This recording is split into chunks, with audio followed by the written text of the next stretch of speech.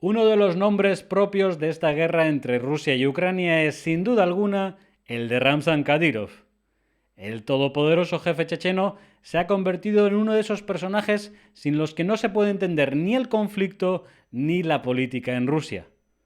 Todos conocemos su afición al TikTok o a decir la palabra Don cada 0,4 segundos. Pero en Crónicas de la Estepa Rusa vamos más allá. ¿De dónde sale Kadyrov? ¿Dónde está su poder? ¿Tiene fecha de caducidad al frente de Chechenia? A todas estas preguntas nos va a responder Marta Ter, probablemente la mujer que más y mejor conoce lo que ocurre en aquellos lares. Lo vemos en el siguiente vídeo.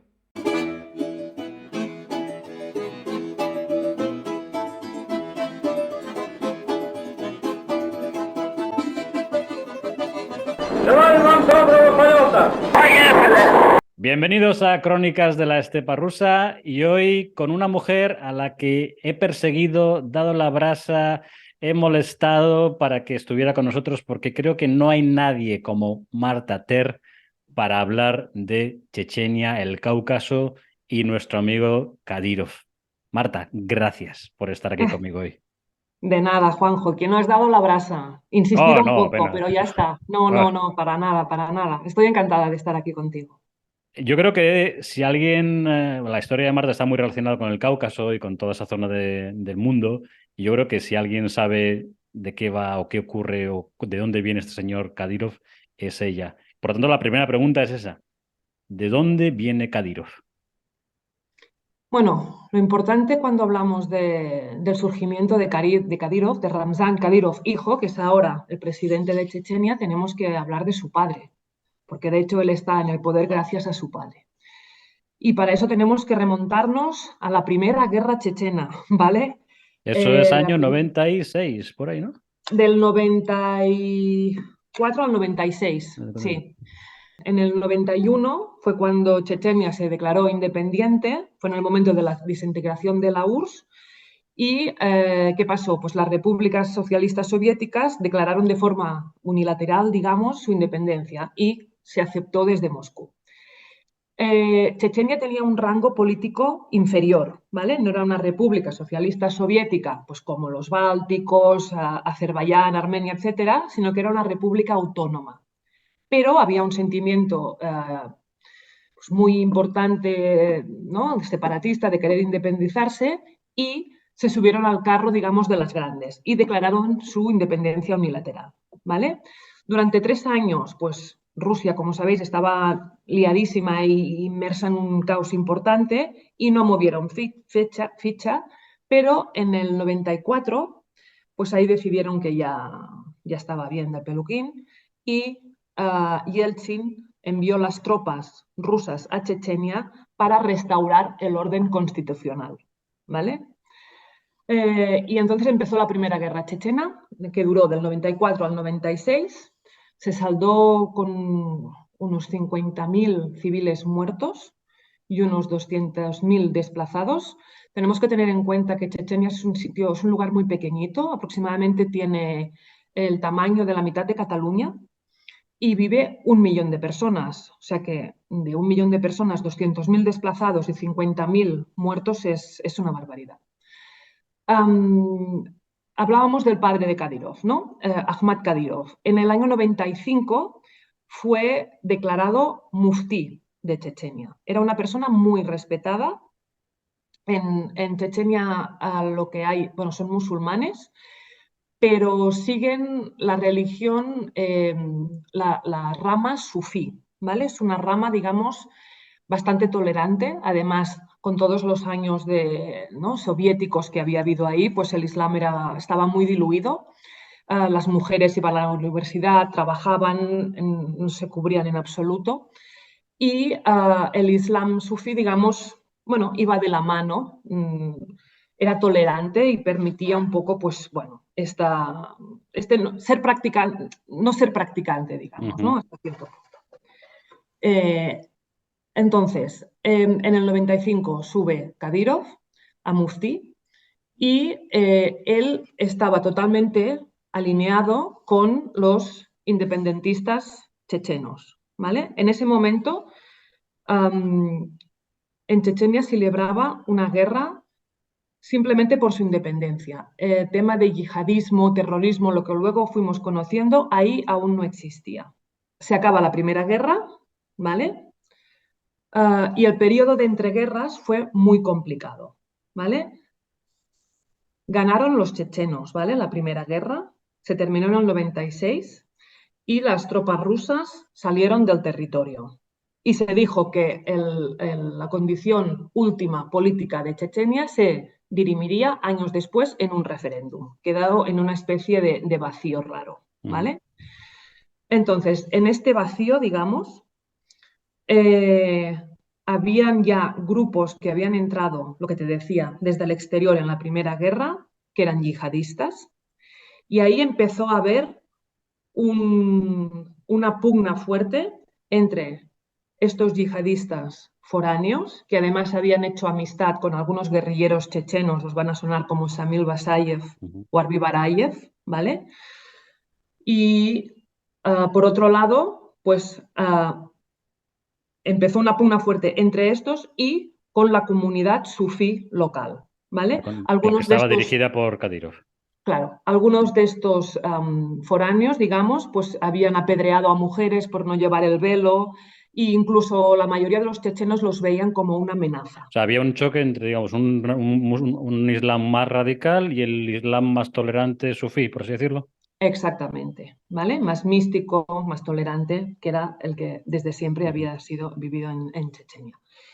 Este choque fue tan fuerte que el padre de Kadyrov, ¿vale? Ahmad Kadyrov, el muftí, incluso tuvo un atentado, hubo un atentado contra él por parte de estos radicales, ¿vale? Entonces había allí ya como una guerra abierta. Además, estos radicales, aparte de este islam así más bueno, Radical. salafí o wahabí, ¿vale? Ujú. Estaban respaldados con fondos del Golfo Pérsico, eso es importante, ¿vale? Desde el extranjero, y empezaron a abrir pues mezquitas, orfanatos, escuelas coránicas para implantar este nuevo Islam desde fuera. El presidente en esos momentos de Chechenia, Maskhadov, él estaba entre las dos aguas, ¿vale? Él siempre había sido sufí, como más moderado también, pero tenía mucho miedo de empezar una guerra civil si plantaba cara directamente a estas facciones más radicales. Entonces siempre intentaba llegar a acuerdos y la cosa fue escalando, escalando, hasta que esto fue en agosto del 98 o 99, 99, un grupo de estos radicales intentaron entrar en Daguestán, ¿vale? Y crear en Daguestán una república islámica, ¿de acuerdo? En el mes siguiente hubo unos atentados en el conjunto de Rusia, ¿de Ujú, acuerdo? cierto. En el que murieron 300 personas, o sea, caían edificios Sí, enteros. volaron. Que hay Exactamente. mucha polémica también sobre Exactamente. esos Ahí la atentados. población rusa entró en pánico. Justo había empezado a Putin a ser primer ministro Ujú. y dijo, aquí mano dura. Hay que decir que los chechenos siempre dijeron que ellos, incluso estos más radicales, que otros atentados sí habían reclamado su autoría. Aquí siempre dijeron, nosotros no tenemos nada que ver con esto.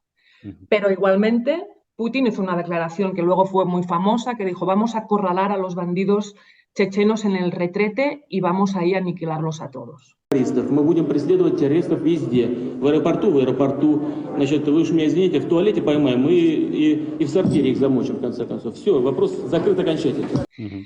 Y en este momento empieza la Segunda Guerra Chechena, ¿vale? ¿Qué pasa? Que Kadyrov padre dijo, yo aquí no quiero luchar al lado de estos yihadís, ¿vale? No quiso declarar la yihad a Rusia. Y ahí Rusia, como en la Primera Guerra toda, digamos, la insurgencia había ido a la una, en la Segunda Guerra no. Y Rusia vio la oportunidad de oro en una persona que era respetada, que se la tenía en gran consideración en Chechenia para decir, pues, bueno, vamos a aprovechar que hay esta pugna interna, vamos a intentar captarlo para nuestros fines. Y en este momento es cuando hay el acercamiento entre Kadyrov padre y el Kremlin. Empiezan la guerra, empiezan los bombardeos, hay una campaña durísima, muere más gente que en la Primera Guerra, pero cuando ya la cosa está un poco bajo control del ejército ruso, es cuando en este momento presentan a Kadyrov padre como el presidente legítimo de Chechenia. Saben que un ruso no iba a aguantar, pero que un checheno que había sido respetado por una parte de la población, pues tenía más posibilidades a través de los clanes y de los parentescos, etcétera, pues para crear, bueno, facciones cercanas al Kremlin. No porque quisieran ser sumisos al Kremlin, ni tampoco por el dinero, digamos, o por el poder, sino también para mantener un poco la Chechenia que había existido antes de la llegada de estos wahabís, que estaba también destruyendo un poco lo que era, bueno, la forma secular y desde siempre de vida de los chechenos. Eso también es importante y hay que tenerlo en cuenta. Entonces, el padre de Kadyrov fue presidente designado por los rusos. Luego hubo unas elecciones, pero evidentemente fueron fraudulentas, ¿vale? Porque estaba el país ocupado. Y ahí, bueno, fue designado presidente en estas elecciones hasta 2003 o 2004, que fue la escena esta que hemos visto todos por la televisión, en la que estaba en un partido de fútbol y pusieron un artefacto debajo de su silla y, bueno, saltó por los aires, murió. Y al cabo de 3 años fue cuando Kadyrov hijo, Ramzan Kadyrov, sube al poder. Tuvieron que esperar hasta que tuviera 30 años, porque en el momento de la muerte del padre tenía 27. Y entonces, a partir de ahí, del 2007, fue cuando ya Ramzan Kadyrov coge las riendas del gobierno de Chechenia, con el beneplácito del Kremlin, claro. Kadyrov no llega a través de ningún plebiscito, ninguna elección, simplemente es un dedazo del Kremlin, sustituyendo al que estaba de interino en ese momento en Chechenia, entiendo Sí, así, ¿no? claro, durante 3 años fue Aljanov, desde que muere Kadyrov padre hasta que Kadyrov hijo tiene 30 años, pues está un títere que se llama Aljanov y luego ya, pues sí, sube el padre. ¿Y qué Chechenia se Y encuentra Kadyrov, el hijo? ¿Cómo está Chechenia en ese momento, cuando él llega al poder? ¿Es un país destrozado? ¿Es un país que se está recuperando? ¿Cómo es? mira, la guerra de Chechenia es curioso porque la Segunda Guerra, que empezó en el 99, duró 10 años, hasta el 2009, que fue cuando se dio por terminada, y tampoco se le llamó guerra. Como ahora que es una operación especial, en ese momento tampoco podía llamarse. Era una operación antiterrorista, si no Era una recuerdo. operación antiterrorista, Sí. exactamente, porque en teoría lo que fueron es bombardear estos campos de entrenamiento wahabís, que realmente lo sabían, pero lo que es obvio es que no hubo solo un ataque contra Claro, estos campos. ya que estamos ahí, vamos a Sí, bombardear todo. vamos a hacer la chisca por todos los Ujú. sitios, ¿no? Pero sí. ¿Y cómo, Pues eso, en el 2007, ¿cómo estaba? Pues estaba, o sea, en la segunda campaña chechena hubo Grozny quedó arrasada, ¿vale? Y como ella, muchas ciudades chechenas. Hubo unas campañas de bombardeos brutales, entonces estaba destrozado el país.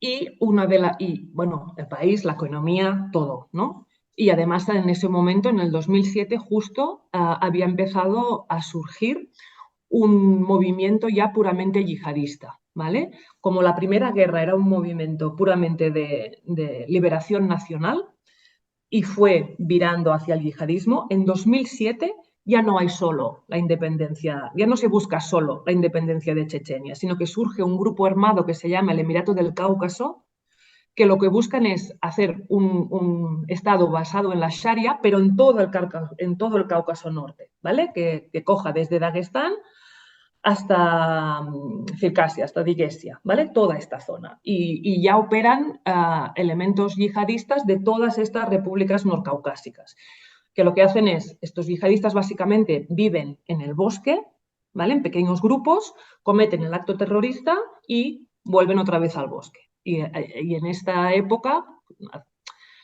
cuando un chaval se iba al bosque, significaba eso, ¿no? Que cogía las armas y iba a luchar pues, de este modo. Entonces, Kadyrov entra en el poder en este momento, en un país que está todo arrasado y que hay este movimiento yihadista.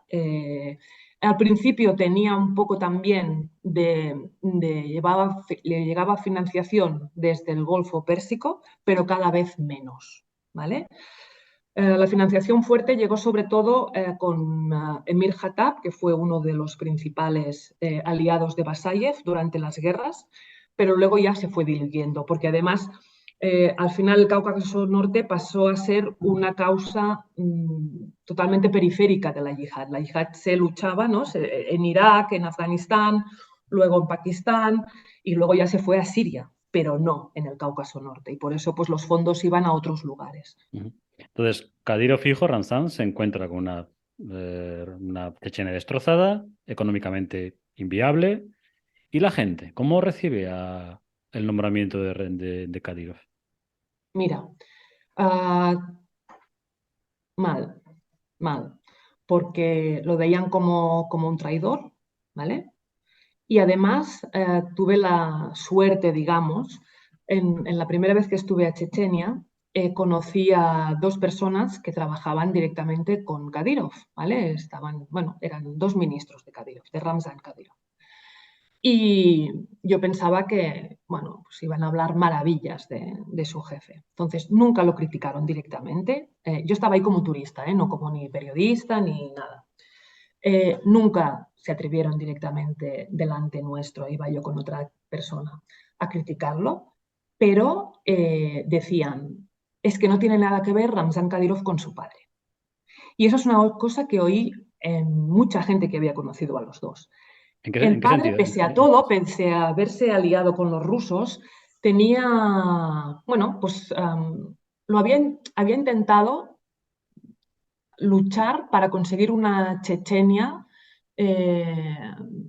pacificada, digamos, ¿vale? Pacificada y que continuara un poco siendo como había sido los últimos siglos, no sé cómo decirlo. Mientras que el hijo no, el hijo lo decían que era un maleducado, que no tenía nada de cultura, que simplemente buscaba su propio, el estar en el poder y ganar mucho dinero, ¿sabes? Son dos concepciones muy diferentes las que la gente de ahí tenía de su padre y de él. Quizá Esto es una cosa que me chocó porque no me lo esperaba. El padre quizá tenía un carisma que no tenía Exacto. el hijo. Exacto, y sobre todo también en este sentido de que lo ven, que no tiene estudios, ¿sabes? Entonces habla mal ruso, es que habla ruso como yo. O sea, cuando yo lo oigo hablar ruso, digo, madre mía, parezco yo hablando ruso y yo sin decir don. Habría que hacer un inciso sobre el don. Sí, sí, sí, Es una especie, exacto. es una muletilla que tiene Kadyrov que si lo Pero escucháis lo dice. exagerada. Cuando tú le oyes hablar es un poco como un analfabeto, ¿no? Sí, de cada 3 palabras una es don. Sí, sí, y ni declina bien el ruso. Entonces todo él es como un personaje un poco, bueno, pues maleducado. La primera vez que llegó al Kremlin, cuando esto que te decía, cuando hizo 30 años que le permitieron ser el sucesor del padre, se presentó al Kremlin con un chándal. Y estaba, hay la Hay una foto, foto, ahí me recuerda, exactamente, hay a un ver si la vídeo, ¿no?, encuentro que para... sale ahí a Vladimir Putin súper trajeado y tal, y el otro con el chándal, además, el otro empieza a hablar del padre y medio que llora y le da un abrazo, y es como todo fuera de lugar, ¿no? Entonces, este fuera de lugar de vergüenza ajena, pues los chechenos lo tienen respecto a Kadyrov. Además, por otro lado, está el tema de la violencia, ¿no? Porque, a ver, también Kadyrov padre en ese sentido fue duro, ¿no? O sea, si le dieron el poder fue para controlar toda la insurgencia, no solo la rama yihadista más radical, sino también la rama que quería simplemente la independencia, pero que no estaban de acuerdo ni con los atentados terroristas ni todo esto, por ejemplo, más la rama de Mashhadov, ¿no? Y claro, y lo que hizo el padre Kadyrov fue tenerlos a todos bajo control, con una represión muy fuerte y ayudado por las tropas federales, o sea, en ese sentido. Pero el hijo ha llegado un paso más allá y ha instaurado casi un estado totalitario, me atrevería a decir, ¿no? Porque si tú vas a Chechenia, por ejemplo, el culto a la personalidad es brutal. Es todo lleno de fotos de él, de su padre. Te vas al monte y en medio de caminos de vacas hay fotos del padre, ¿no? Y y la mayoría, hay un montón de calles en Grozny que son nombres de Kadyrov, del hijo, y de sus familiares, y es todo muy exagerado, ¿no? En ese sentido. Y luego, por otro lado, lo que hizo Kadyrov hijo al llegar al poder fue hacerse con un ejército privado. Esto es muy importante, ¿vale? ¿Y cómo lo hizo? Pues esto el padre no lo había hecho, por ejemplo. El padre estaba más centrado en luchar al lado de los federales, ¿no? Del ejército ruso. Pero el hijo dijo, no, aquí necesito yo también mi poder propio. Entonces lo que hizo fue coger a gente, bueno, a veteranos de las guerras chechenas y decir, bueno, ¿quién quiere luchar conmigo ahora? ¿No? Para aplastar a cualquiera que quiera ser independiente o cualquiera que tener Chechenia bajo control del Kremlin, ¿no? Pero pasando por él. Entonces, lo que hizo fue buscar a estos veteranos de guerra. Algunos fueron de forma voluntaria, pero muchos no. Muchos fueron obligados, ¿vale? Les daba a cambio la amnistía, ¿vale? Algunos los sacó directamente de prisión, pero a otros los torturó. Fueron torturados para que acabaran estando en sus filas. Hay un ejemplo de esto, no sé si te suena, se llamaba Israilov, Umar creo, Umar Israilov. Bueno, pues es un hombre que terminó, o sea, estaba luchando por la independencia de Chechenia y creo que en el 2003 o 2004 lo hicieron prisionero, ¿vale? Y él relató cómo fue el mismo Kadyrov quien le había torturado, con palizas y con electroshocks, ¿vale? Entonces, este hombre lo torturaron para que acabara siendo un guardaespaldas de Kadyrov. O sea, tú imagínate el odio que también tiene este hombre a su alrededor, ¿vale? Es como los ministros que yo conocí, que eran ministros y no podían ni verle. Pues su guardia pretoriana también tenía elementos así. Pero bueno, entonces, este hombre terminó siendo uno de sus guardaespaldas y al cabo de un tiempo le dijo que, bueno, que se fuera a su pueblo y tenía que buscar a otros hombres que habían estado luchando por la independencia, ¿vale? Y para reclutarles. Y entonces este hombre dijo, ahora que ya no estoy en Senteroy, en el pueblo de Kadyrov, sino que ya he vuelto a mi pueblo, voy a intentar escaparme. Vino a Europa, ¿vale? Y se fue a Austria.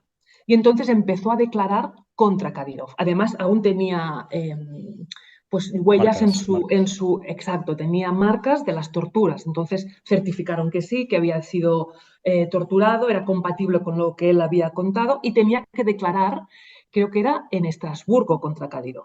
Pues en 2009 este hombre en pleno centro de Viena salía de un supermercado y le pegaron un tiro. Sí, ahora que dices ¿Vale? eso sí me acuerdo. Y hay un montón de chechenos que fueron a Europa a intentar escaparse, ¿no? De ese régimen e intentar plantar cara, ir a los tribunales y han terminado asesinados en Europa. Y eso ha pasado en un montón de países, sobre todo en Turquía, pero también en Finlandia, ¿sabes? En Austria, en Alemania. Entonces no pueden sentirse seguros en ningún sitio. Y otra cosa es la familia que dejas atrás. Por ejemplo, Umar Israilov, cuando se escapó, detuvieron a su hermana, a su padre y a no sé quién más. A las mujeres las soltaron, pero el padre estuvo 10 meses detenido y torturado.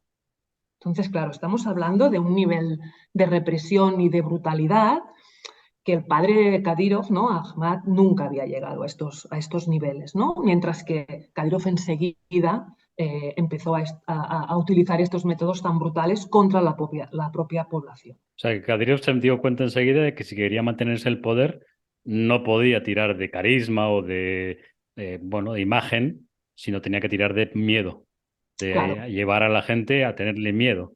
sí, sí, sí. Instaurar el terror entre la población. Y esto es lo que ha hecho desde el inicio. La gran pregunta que me sale ahora, Marta, es decir, es si esto ha sido así, porque estás hablando del 2007, llega Kadyrov, estamos en 2023, son 16 años, la gente de Chechenia eh, ¿está contra Kadyrov o está a favor de Kadyrov? No, no, Contra. claro. Bueno, No, yo, te a ver, pregunto, te pregunto porque dices, bueno, al final Kadyrov siempre da imagen de tener el país muy controlado, que nada se escapa de sus manos, pero yo... No, es que nada se escapa de sus manos, nada se Sí, escapa de sus pero una manos, cosa ¿eh? es lo que no se escape nada y otra cosa es el run run que haya por abajo, que en cuanto digo, Claro, no. lo que hablaba, alguna vez lo ha comentado, no sé más contigo, el día que caiga Putin, cae la cabeza de Kadyrov. Una cosa Bueno, por así. eso también él se ha rodeado de esta guardia pretoriana y va a tener ese colchón de protección. Ujú.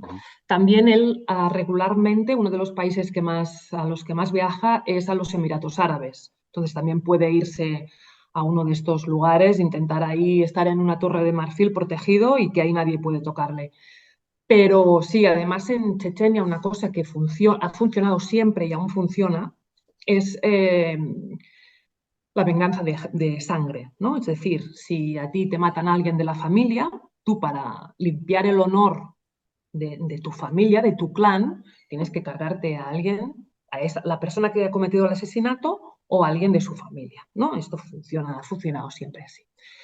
Y claro, Kadyrov tiene muchas venganzas de sangre pendientes, Pendientes. ¿no? Entonces, en ese sentido, él sabe que hay mucha gente que se la tiene jurada dentro de la República Ujú. y no debe de estar nada seguro. Vale. No O debe sea, sentirse seguro. vale. O sea, por un lado tenemos el poder de Kadyrov asentado en la violencia policial militar. Mm. El segundo, llegamos a 2007, Chechenia destrozada, y llegamos a 2023 con unas imágenes que nos llegan de Grozny, reluciente, Sí, soberbia, con el dinero que le sale casi por las orejas. Pregunta básica, ¿de dónde viene ese dinero? de Moscú. Moscú ha invertido ingentes cantidades de dinero en Chechenia, ¿vale? Y ya cuando yo estuve la primera vez, pues que fue en 2010 o 2011 creo, ya estaba reconstruida Grozny, ¿vale? Y realmente era como una maqueta, porque claro, no habían edificios de más de 30 años, ¿no? Era todo nuevo y no solo Grozny, ¿eh? Fuimos también a algunos pueblos así, bueno, no en las montañas, pero en el valle, pero cercanos y también estaba todo reconstruido. Esto es una cosa, una realidad que fue así. Realmente parte del dinero que llegó al principio fue para la reconstrucción del país y no solo reconstrucción de edificios, sino pueblos un poco más apartados de la capital que antes casi ni electricidad tenían, ahora tenían electricidad, agua corriente, etcétera. En ese sentido se hizo una muy buena labor, ¿vale? Lo que pasa es que estas cantidades ingentes de dinero que llegaron se han ido repitiendo cada año, ¿vale? Y si al principio, pues la mayor parte fue para reconstruir al país, los últimos 10 años ha ido para llenar los Los bolsillos bolsillos. de Kadyrov y de su fundación, Ujú. ¿vale? Bueno, y eso es una realidad. Y también, Entiendo que de ese dinero financia ese ejército. sí, en parte sí. El ejército es importante decir una cosa, El porque ejército mucha personal, gente, me refiero a ese sí, ejército personal. sí, hay mucha gente que se quedó con la idea. Hubo un reportaje de Yashin que sacó hace unos años que decía que tenía como 30.000 hombres. Ilya Yashin, para el que no lo Ilya sepa, Yashin, es un opositor ruso que ahora está en la cárcel también, de la misma cuerda de Nemtsov, Navalny y todos estos. exacto. Pues hizo un reportaje sobre Chechenia, bueno, un informe muy extenso que hablaba de estos 30.000 hombres, ¿no? Que estaban bajo su control y solo bajo su control. Eso era verdad hasta 2000, hasta más o menos al asesinato de Nemtsov en 2015, pero luego cambió. Y ahí yo creo que Putin hizo una cosa inteligente. Ahora ya no tiene 30.000 hombres bajo su control, como tuvo hasta ese momento. Y el punto de inflexión fue el 2015, ¿vale? Como sabes, Nemtsov era este opositor que asesinaron al lado del Kremlin, ¿no? En Frente al este Kremlin, sí, en el puente puente. le pegaron unos balazos, ¿no? Ujú. Y fue como una gran sorpresa saber que habían detenido a Zaur Dadayev, que había sido subcomandante del batallón Siever, de estos batallones internos tan cercanos a Kadyrov. Además, había sido condecorado, etcétera. Es imposible que un subcomandante del batallón Siever hiciera algo así sin órdenes de quien está Directas más de. arriba, Ujú. ¿vale? no es creíble que este actuara por su cuenta. Y ahí hay una pugna importante entre Kadyrov y el FSB y otras fuerzas de seguridad que están en Moscú, ¿vale? Entonces, en ese momento el FSB descubrió quién había sido el asesino y lo detuvieron, ¿vale? Y no solo eso, sino que intentaron ir a Chechenia a investigar y a interrogar al entorno más cercano de Kadyrov. Pues en ese momento, en el año 2015, hay un vídeo que se viralizó en Rusia, en el que estaban unos chechenos en un despacho y llaman a la puerta y eran investigadores del Comité de Investigación de Rusia y de la Fiscalía, que son intocables esta gente en Rusia. Pues estaban llamando diciendo, queremos hablar con no me acuerdo, con no sé quién, ¿no? Era alguien cercano a Kadyrov. Abren la puerta y les dieron un puñetazo a esta gente y les echaron. Y además lo grabaron en vídeo y esto se viralizó, ¿vale? En ese momento era de, ostras, ¿qué va a hacer Putin? Pues al cabo de unas horas, Putin se entrevistó con Kadyrov y la imagen pública fue de los dos en un abrazo. Es decir, vamos a meter a Zaur Dadayev en prisión, pero Kadyrov continúa siendo intocable, ¿vale? Eso es como... Mensaje interno. Bueno, a este no lo tocáis. Y clarísimo, y clarísimo, ¿no? Vale, o sea...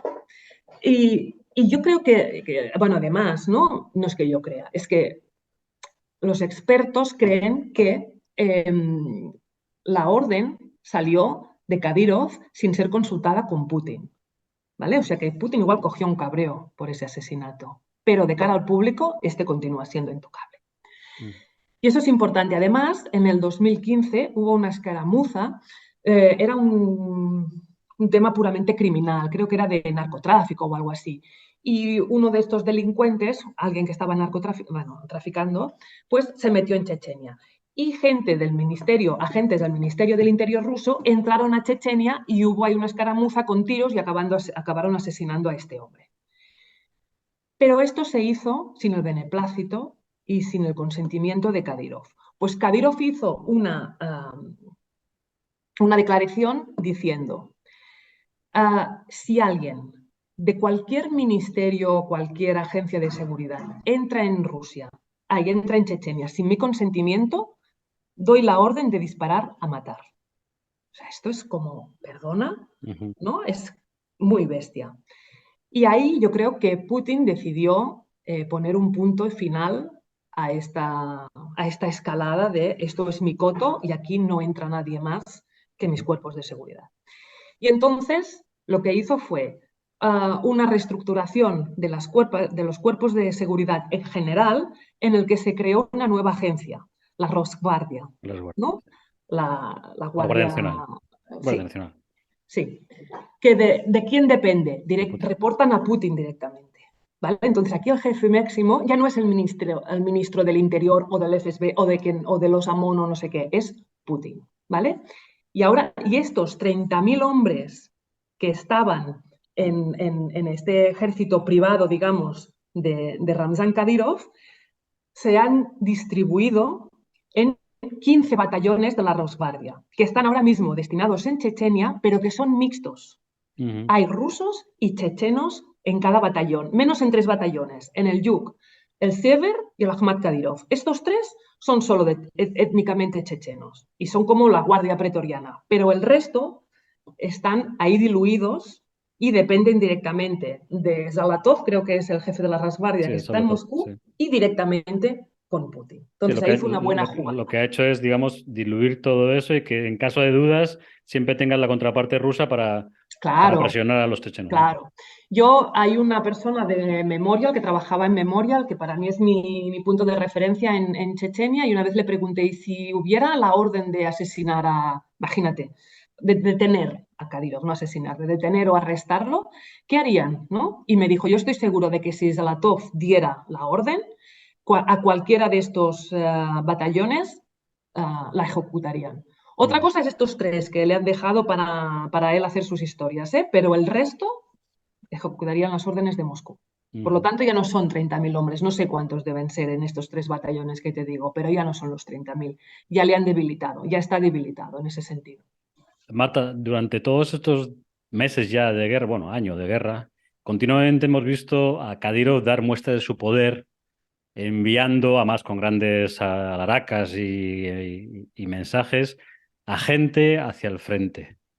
Ellos dicen bueno, voluntarios, no sé si miembros del batallón Ahmad.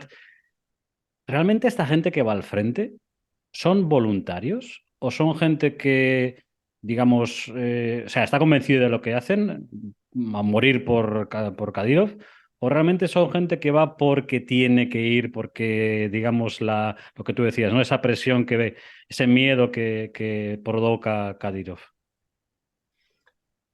Básicamente es por miedo. Y te voy a dar un ejemplo clarísimo. Hace unos años estuve en Chechenia para hacer un reportaje sobre las madres de los desaparecidos. ¿Vale? Actualmente hay entre 5.000 y 8.000 desaparecidos en Chechenia, gente que desapareció durante las guerras y nunca más se supo de ellos, y sus allegados aún les están buscando. Entonces, entrevisté a una mujer cuyo hijo había desaparecido en la Primera Guerra, ¿vale?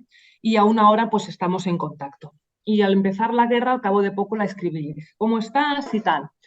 Y me dijo, estoy fatal. Dice, porque mi hijo pequeño le han enviado a luchar a Chechenia.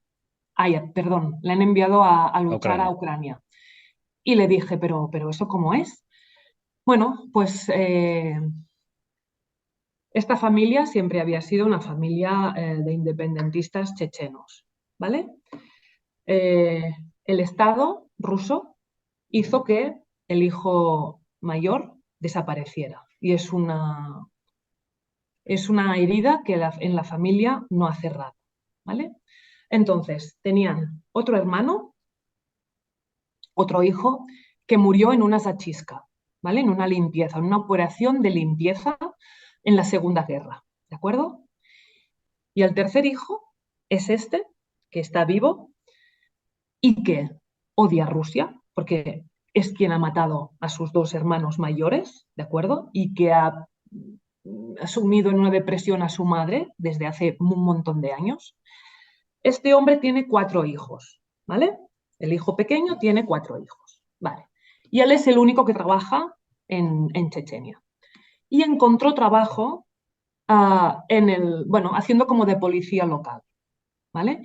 Hay mucha gente que trabaja en la policía local que, o sea, los Kadyrov, sí, o los hombres de Kadyrov son estos de la Rosguardia como más cercanos, pero hay gente, o sea, es muy difícil encontrar trabajo en Chechenia. Normalmente se encuentra trabajo siempre pagando sobornos antes y, por ejemplo, para ser policía primero tienes que pagar unos 2 meses de sueldo, pero también para ser taxista o para trabajar en una escuela, ¿no? O sea, es como un sistema totalmente corrupto.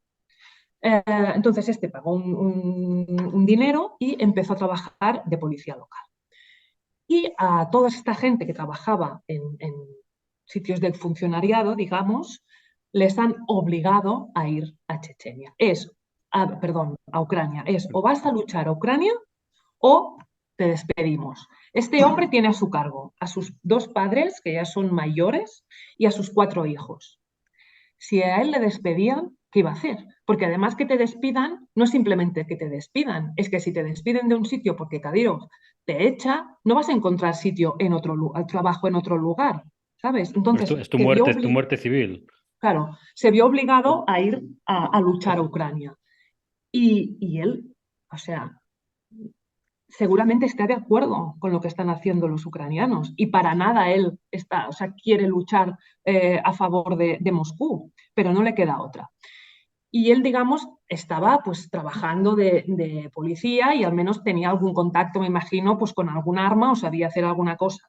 Pero hay gente que ahora mismo está trabajando de funcionarios como ingenieros o técnicos o simplemente pues, en un ayuntamiento, ¿no? Haciendo papeleo y ahora se han visto obligados esta gente a ir de voluntarios a Ucrania. Entonces, claro, evidentemente esta gente no tiene ningún tipo ni de experiencia, ni de fervor, ni de ganas de apoyar a Rusia, pero no les queda otra. Mm. Luego sí que evidentemente hay estos grupos, porque lo que te decía de estos batallones que son étnicamente chechenos y son tan cercanos a Kadyrov, ¿no? Uno de ellos es el Ahmad, el batallón Ahmad Kadyrov, que de Limjanov es el comandante, su primo, ¿no? Este que había sido también de la Duma, Sí, que tiene que uno había que tiene sido buscado, una barba larga, exacto, sí. blanca, y este hombre había sido buscado por la Interpol por haber cometido asesinatos en los Emiratos, ¿vale? Que era del clan Yamadaev contra el clan Yamadaev, que era uno de los posibles rivales de Kadyrov. O sea, este tipo de gente que luego entra en el circuito político arropado por el partido de Putin, ¿no? Cometiendo y sabiendo que han cometido asesinatos, torturas, etcétera, pues este es uno de los que está ahora mismo en Ucrania y yo creo que hay gente muy bestia en su batallón que seguramente sí que luchan pues por Kadyrov y por el Kremlin y por poder y por dinero y por todo y porque son unos bestias, ¿no? Mm. Pero hay un montón de voluntarios que van ahí porque no les queda otra y también hay casos que no es que te vamos a echar del trabajo, es que si no vas a Ucrania te vamos a fabricar una causa penal contra ti o contra miembros de tu familia y no les queda otra, o van a la prisión en Chechenia, cosa que es igual a torturas y a mil y una barbaridades, o te vas a Ucrania. Entonces, hay que distinguir esos dos tipos de perfiles que están ahora mismo luchando en Ucrania. Ujú. Ya para ir terminando, quería hablar un poco del futuro. Y quería hacer referencia a un Twitter que publicaste no hace mucho tiempo sobre Los hijos. los hijos, ¿no? Ah, Esas amables criaturas. ya, Adam es el gordito, ¿no? sí. El gordito. El otro no me acuerdo cómo se llama. Es verdad, es que lo ves y como, ay, qué majo el chaval, el bollicaos este, ¿no? Pero No, luego, no es majo, pero no, no. no, no, o sea, tiene una mala bestia. Sí, es como el padre. Bueno, yo creo que los hijos, el otro no sé si tiene más luces, pero bueno, los dos son. ¿Está preparando, como tú decías, Kadyrov su sucesión? Y dicho, ¿y esa sucesión sería viable? Ay, mira, Esto es tema de lucubraciones que sabes que a mí me gusta mucho. O sea, que tú sí, tranquila, sí. Yo no suelo acertar con mis elucubra sin miedo. elucubraciones, pero a ver, sí. Tiene un montón de Kadyrov, hay de hijos Kadyrov, tiene como 7 u 8 o algo así, tanto chicas como chicos. Entonces, las chicas, bueno, hace poco salió en Kafkas Reali, que es una muy buena fuente de temas del Cáucaso, que Kadyrov tiene a 50 de sus parientes metidos en altos cargos del gobierno checheno. ¿Mm? Gente muy válida y preparada, no sé por qué pones en duda esto. Exactamente. Entonces, una de sus hijas, que tiene 24 años, creo, ya es ministra de Cultura. Sí, sí, sí. Otra, claro, otra es la que lleva la Fundación Ahmad Kadyrov, que es esta la que le entran un montón de rublos directamente de las arcas del Estado. Otra está en temas de salud, ¿vale? Y luego están estos dos hijos que comentabas. Una Uno es cosa, Marta, Ahmad, a otra le dio hace poco una medalla por su defensa de los derechos humanos en sí, Chechenia. sí, sí, sí, sí, es todo, sí. Pues entonces están los dos hijos varones de Kadyrov. El mayor, Ahmad Kadyrov, se llama como su padre y parece ser que es el que va a ser su delfín, o él tiene esa idea. Hace nada, 3 o 4 semanas se ha casado Ahmad y al día siguiente de su boda fue recibido en el Kremlin por Vladimir Vladimirovich Putin. O sea, continúa un poco, ¿no? Esta saga de, bueno, abuelo, hijo y nieto, ¿no? Bueno. Y después de visitar a Kadyrov, estuvo en Azerbaiyán y ahí fue recibido por un par de ministros y por el muftí. O sea que, digamos que, y tiene 17 años, y tiene un perfil alto. Y este es un poco como el que parece que podría ser el que él plantea como su línea de sucesión. Este Y es el luego mayor, está el este es el otro, mayor, Ahmad es el el mayor. mayor, sí. Y luego está el otro que decías tú, el gordito, que este con 14 años, el año pasado, pues fue a luchar a Ucrania. Yo creo que no pegó ningún tiro, pero igualmente salía él vestido en plan Robocop, con armas y ahí, bueno, parecía un robot de verdad. Y nada, pegando tiros y con el tío, con Delimjanov, etcétera. Y haciendo un montón de vídeos TikTok. Y hace poco hubo un altercado en Chechenia en el que teóricamente liquidaron a 2 bandidos o terroristas, o no sé cómo les llamaron, pero había los cuerpos de los 2 hombres muertos en el suelo y estaba Adam también con 15 años al lado, con su Kalashnikov. Sí, lo llevó Y Kadyrov, toma, míralo claro, cómo hacemos las le cosas aquí, ¿no? llevó. Y luego, pues bueno, grabando los cuerpos con el otro ahí con el arma y bueno, y este sería un poco pues el que tendría que encargarse en el futuro de los cuerpos de seguridad, ¿no? Además también ha dado clases de boxeo y ha estado presente en algún concurso de boxeo que siempre le dejan ganar, o sea, es todo muy lamentable, El muy, matón del barrio, va para sí, matón. sí, Vale. como el padre. Y una cosa te que pregunto, yo siempre tengo la teoría, a lo mejor me puedo equivocar y tú me corriges.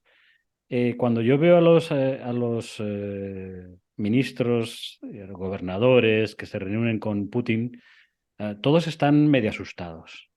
O sea, todos van con su papelito, su libreta, con sus notas, con sus proyectos. Hemos hecho esto, hemos hecho esto. Pero los noto tensos. Sin embargo, Kadyrov no. Kadyrov Sí. cuando está con Putin no está tenso, excepto la última vez. Ya, La última vez estaba súper nervioso, salían dondones a millones. Как дела в республике? В республике у нас все очень неплохо. Это благодаря вам, Дон. Если вы, Благодаря чеченскому народу. если вы разрешите, Дон, я чуть похвастался бы, Дон. Пожалуйста. У нас в 2002 году, Дон, Чеченская республика заняла лидирующие, Дон, места, Дон. ¿Ha cambiado algo? ¿Tú crees que ha cambiado algo? ya. Esta guerra ha cambiado la relación, porque yo siempre he entendido la relación entre Putin y Kadyrov como un poco paterno-filial. Que Putin hacía un poco el papel que no tenía su padre Ahmad Kadyrov. A lo mejor es una elucubración mía de esas, pero siempre he tenido la sensación de que entre ellos había algo más que simplemente un cargo de gobernador o de jefe de la República, ¿no? Pero este último encuentro ha sido muy diferente. ¿Tú crees que la guerra lo ha podido cambiar? ¿Ha podido cambiar la relación entre Putin y Kadyrov? Yo creo que no. Yo también vi, el vídeo y también me sorprendió de verlo como nervioso. Además iba con que la gente se rió un montón porque iba con un texto escrito con una letra enorme, que es que, ¿qué pasa aquí, no? También está la teoría de que no acaba de estar bien de salud, Cari. No lo sé, yo al principio pensé que eran tonterías, que simplemente se había engordado y tenía Eso ¿no? tenía Se le ha como hinchado la cara. Pensaba, bueno, simplemente es que ha cogido peso y ya está. Pero hay un artículo en Novaya Gazeta de Elena Milashina. Elena Milashina es una muy buena periodista y tiene muy buenos contactos en Chechenia. Yo diría que es un poco sigue la estela de Ana Politkovskaya. Entonces, si alguien está bien informado es ella. Y es ella una de las que dijo que sí que podía tener algún tema de salud, estuviera delicado de salud en serio. Y cuando vi que era ella dije, pues vete a saber. Igual este nerviosismo no tenga nada que ver con esto, no lo sé, no lo sé. También, claro, ha habido momentos en la guerra de que se ha posicionado de forma muy cercana a Prigozhin y enemistándose con otros elementos con los cuales ya tenía pues, esa tensión, ¿no? Como el FSB que decíamos o gente de defensa y que ahí Putin igual dijera, bueno, ahora estamos en guerra, ya está bien de tonterías, un poco aquí todos a la una. No lo sé, la verdad es que no lo sé. Es Pero sí que ha habido ese cambio de estar muy relajado y estar como haciendo casi broma con Putin y bueno, y que todo va muy bien, a decir, bueno, ¿qué pasa, no? Sí, es que era, digo, cuando uno ya, después de muchos años siguiendo la política rusa, a mí me parecía, o sea, el comportamiento de los que llegaban al Kremlin y el comportamiento de Kadyrov cuando llegaba era completamente diferente, excepto, digo, esta vez, que ya a lo mejor lo achacaba un poco a eso, ¿no? Haberse acercado mucho a posiciones quizá que en el Kremlin no gusten tanto, alabando, Puede ser que ahora en el alabando a contexto de unos. la guerra, exacto, pues hubiera un momento de por ahí no tires más y que se sintiera incómodo. Puede ser que hubiera un pequeño tirón de orejas, pero yo no creo que pase de un pequeño tirón de orejas. Hombre, a Putin yo creo que le viene bien tener a Kadyrov ahí. Y a Claro, Kadyrov le viene de maravilla que es de Putin, o sea que es una simbiosis que se necesita. sí. Y la Y en pregunta, el momento que quizás se le podía ir de las manos, ¿no? Que tenía tantos hombres bajo su control y incluso pues, que eso hubiera podido tener repercusiones en Moscú, ¿no? Por estas enemistades que decíamos con GRU, FSB, pues ahí supo jugar bien Putin su baza, ¿no? Creando lo de la rasguardia que decíamos. Entonces, ahora está un poco más equilibrado la relación de poder, yo diría. y la última, en el caso de que, estamos aquí a hipotéticas, Elucubrando. elucubrando, en el caso de una, digamos, una caída, en desgracia de Putin o que Putin perdiera el poder en el Kremlin, eh, Kadyrov podría perderlo y si lo perdiera podría haber una guerra civil en Chechenia. Lo que está claro es que mientras Putin esté al mando, Kadyrov va a continuar en Chechenia. Yo eso lo tengo muy claro. Si Putin cayera, pues depende de la manera que caiga Putin, ¿sabes? Porque si él se va del poder pero deja todo atado con su delfín, pues bueno, posiblemente ahí no haya caos y su delfín también, pues bueno, se lleve bien con, por ejemplo, cuando Putin estuvo esos 4 años fuera de la presidencia, pero que estuvo Medvedev, era una continuación tan clara que ahí no hubo ningún tipo de conflicto. Aunque alguna vez Kadyrov habló un poco mal de Medvedev, ¿no? Porque su jefe y un poco de esta relación ¿no? paternal que decías, pues yo creo que sí que la hay. Entonces su ídolo es Putin, ¿no? Pero pues eso, si hay si Putin deja el poder de una forma pacífica y consensuada, pues no tiene por qué Kadyrov tener ningún problema. Pero claro, imagínate que es de otra forma. Entonces, en ese momento de caos, evidentemente que en Chechenia es uno de los lugares donde podría llegar, es una olla a presión, entonces ahí podría haber conflicto armado otra vez. Una cosa, por ejemplo, que a mí me chocó de cuando estuve la primera vez, que te conté en Chechenia, en casa de unos amigos, me enseñaron la casa que habían reconstruido y tenían un sótano lleno de conservas, lleno de, o sea, súper, incluso con una cama, y le dije, no, pero este sótano es, vamos, es un búnker, ¿no? Y me dijeron, bueno, es que no tenemos nada claro que las 2 guerras que hemos padecido no las volvamos a sufrir. Es más, ya estamos preparando este sótano por si las moscas. Y me dijo, y espérate, porque mi vecino tiene un sótano de doble piso. O sea que la gente allí, si nosotros pensamos no sé, ellos sí que han pensado ya y tienen claro que sí puede volver a pasar y por lo que pueda volver a ser, ya se están preparando las casas de acorde a ello, ¿no? Entonces, nadie sabe mejor lo que puede pasar que ellos y ellos se están preparando. Por Pues lo entonces tanto, lo tomaremos como una señal. Marta, gracias.